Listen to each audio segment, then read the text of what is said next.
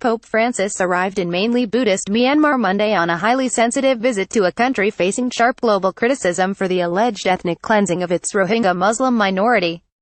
The 80-year-old pontiff, the first to travel to Myanmar, was welcomed by children from different minority groups in bright, bejeweled clothes, who gave him flowers and received a papal embrace in return.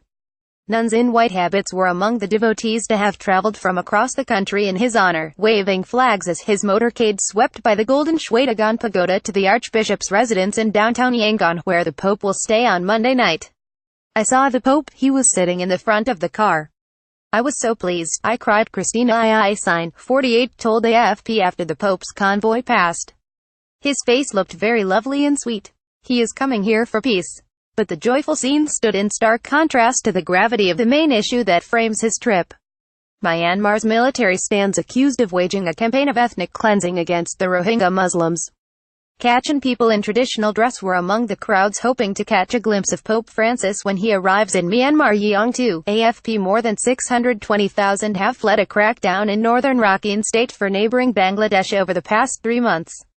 The Pope's 4-day visit intensifies pressure on Myanmar over its treatment of the stateless minority, a group he has called his brothers and sisters in repeated entreaties to ease their plight. His speeches will be scrutinized by Buddhist hardliners for any mention of the word Rohingya, an incendiary term in a country where the Muslim group are reviled and labeled Bengalis alleged illegal immigrants from Bangladesh.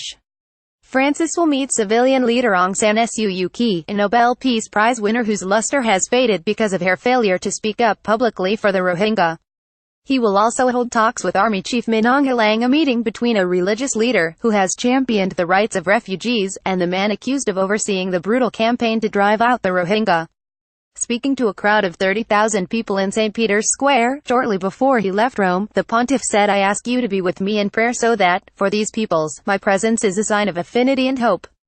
A few seconds. His visit is a historic chance for Myanmar's flock to get close to the head of their church. Pope's visit to Myanmar and Bangladesh. Jokin Gebauer, AFP. Myanmar's estimated 700,000 Catholics make up just over 1% of the country's 51 million people and are scattered in far-flung corners of the nation, many of them roiled by conflict. Around 200,000 Catholics are pouring into Yangon, Myanmar's commercial capital, by plane, train and car ahead of a huge open-air mass on Wednesday. "People came from all corners of the country, even if we could only see him for a few seconds," Sister Genevieve Mew, an ethnic Karen nun, told AFP. "I feel very good and proud of our Catholic people and our government for opening the country for his visit." Prayers for peace. The Rohingya crisis looms large over the Pope's visit.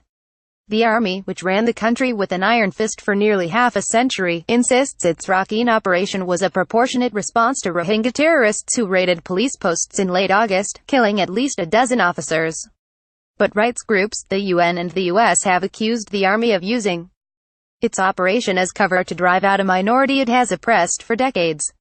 Francis' visit is a papal first for Myanmar, whose 700,000 Christians have turned out in force to welcome him. Roberto Schmidt, AFP. The deluge of desperate refugees arriving in Bangladesh have carried with them accounts of murder, rape and arson, at the hands of troops and hardline Buddhist mobs. Inside the country, a different opinion dominates. The vast majority of people in Myanmar do not believe the international narrative of abuse against the Rohingya and the refugee numbers that we're seeing in Bangladesh, said Myanmar-based political analyst Richard Horsey. If the Pope did come and weigh in heavily on this issue, it would inflame tensions and it would inflame public sentiment, he added. Days before the Pope's visit, Myanmar and Bangladesh inked a deal vowing to begin repatriating Rohingya refugees in 2 months. But details of the agreement, including the use of temporary shelters for returnees, many of whose homes have been burned to the ground, raise questions for Rohingya fearful of coming back without guarantees of basic rights. Pope Francis will travel on to Bangladesh on Thursday, where he will meet a group of Rohingya Muslims in the capital Dhaka. Nur Muhammad, a 45-year-old Rohingya imam at the Naipara refugee camp in Cox's Bazar in Bangladesh, said he hoped the Pope would tell the Myanmar government to accept Rohingya, give citizenship to them and end all discriminations against them.